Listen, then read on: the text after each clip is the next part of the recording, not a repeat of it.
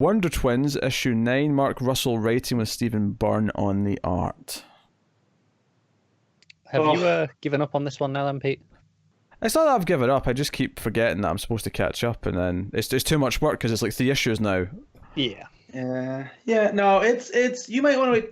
I don't want to say you want to wait till trade, but we're back on track with this issue. So yeah, this feels like it's setting back up. It's building to something proper. Yeah. There's a lot of fun interaction. Superman in particular.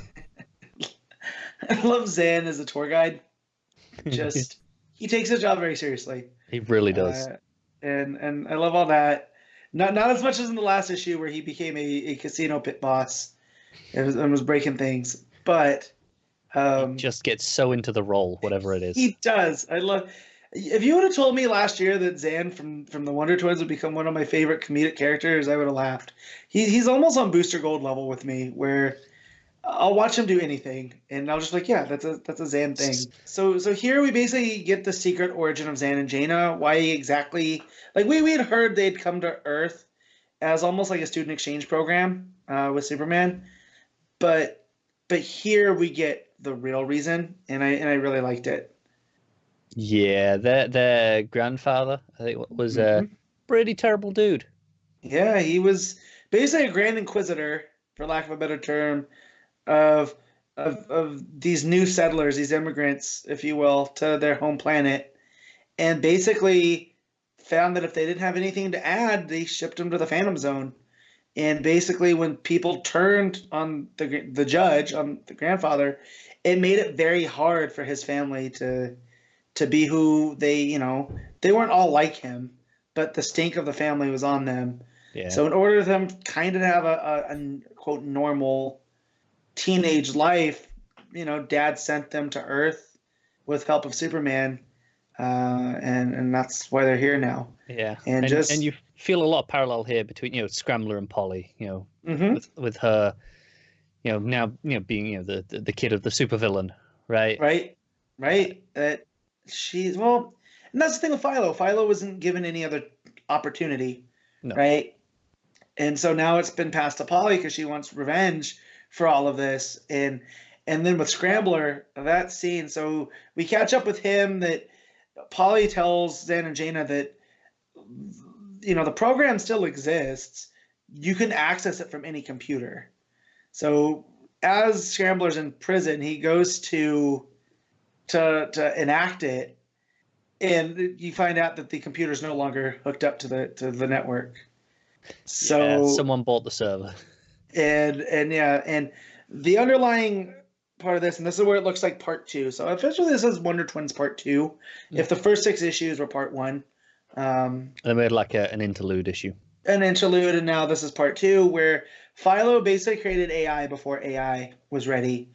And that he made it on the kernel, which if you know anything about computer history, the Commodore 64 was like the first first mass marketed personal computer. If it wasn't the first that was the mass marketed one, it was the first one that took off. Yeah, it's the first one that took off, the first popular one, because he had also the TRS-80, which is known as the Trash 80, which no one liked. But the Commodore 64. This one's the Kernel 68, I want to say. I don't have the book in front of me. But I want to say 84, but yeah, okay. That would make more sense. Kernel 86. That's what it was. Kernel 86. So I had him transposed. But he created it, and the world wasn't ready. But I was getting major kind of Tron vibes. I don't know if you've seen Tron Legacy there, Connor. I've seen both. Yeah, so Clue 2, this is basically what he created. Pretty much. A program that was so good at what it needed to do, it posed a threat to humanity. Because humanity's a mess and really can't organize. So this program's going to do what they can't. So he basically had to shut it down because it wasn't ready for it. But at the end of this, you find out that the people that bought the server bought this computer, and they plugged it in and hooked it up to the internet. Yeah, and things happen. Yeah, it's gonna go badly. Yeah, it's got a cool vibe to it. It's Colonel 86 introduces itself with "Hello, EO," and it's got like a cool little monocle, kind of almost. Yeah, like it's a really nice patch. design in that it's all the negative space is just kind of blend into the background. So you have like the hair and the eyes and the monocle. Yeah. But what leads the main with the Wonder Twins on this though is that they go to this country where they're basically persecuting immigrants, and they get involved with the help of Superman and Batman, which I love that Batman brings him along, and he's like, "Oh, we get to be Superman's backup," and he's like, "No, I'm Superman's backup. You're my backup," which you can almost say that's a bigger deal for them to be Superman's backup, or Batman's backup over Superman's. I think not for them personally. Right, and basically that's what sets the stage for them on their grandpa story. That this hits Zan and Jaina both, especially Jaina, who's a bit more of the, I don't say emotional, but emotionally mature. I think that's fair. Yeah. Zan. Yeah, right.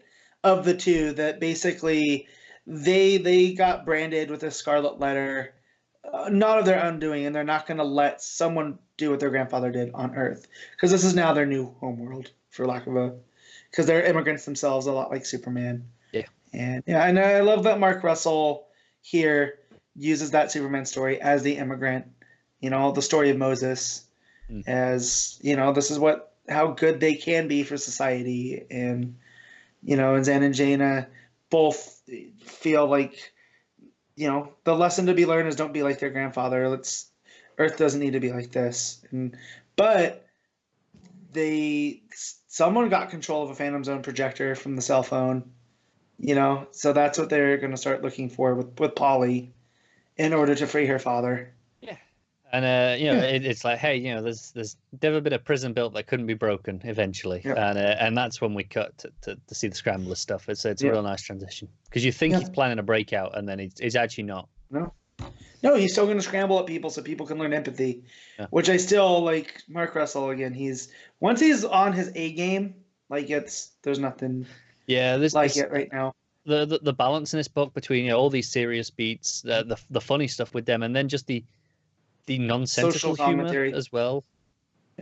Yeah, the social commentary, of course. Yeah, it goes without saying almost. But you have like Flash stood by the microwave complaining that it's taking forever. Just Batman go to someone and go, "Hey, we still on for a movie tonight?" He's like, "Yeah, Gun Cop. I'll see you at 7:30." Gun Cop. Yeah. I like Mark Russell a lot, and I definitely want to check out Second Coming, because of stuff like this, and I want to go back and check out the Snagglepuss one and the Flintstones.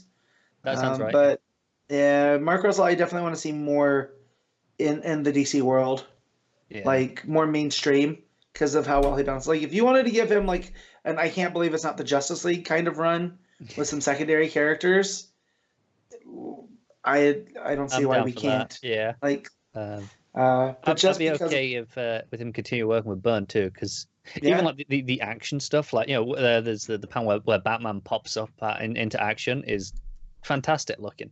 And he draws a great Superman as well, especially when he's just like hovering. Yep, looks great. And then we get fun little art. So what I want to know too, if it's Mark Russell giving Byrne a little bit more freedom, because why does Jaina turn into a pterodactyl to save those people and not a giant eagle or a hawk or whatever? I mean, the simple answer is pterodactyls are cooler. Yeah, but is that Byrne? Because this pterodactyl looks great. It does, doesn't it? Yeah. And just the little things with Gleek trying to console Polly, trying to give, it looks like he's trying to give her the apple and whatnot. It's real, a lot of good stuff. It is. It's a great issue. Pete should definitely catch up. Take a little bit of time, Pete. What's up? Yeah, sure. Yeah, he's trying to keep him on his toes. I'm gonna give this one an 8. I really enjoyed this. The art, the commentary by Russell and whatnot. Yeah. Connor? Yeah, I'm agreeing with an 8.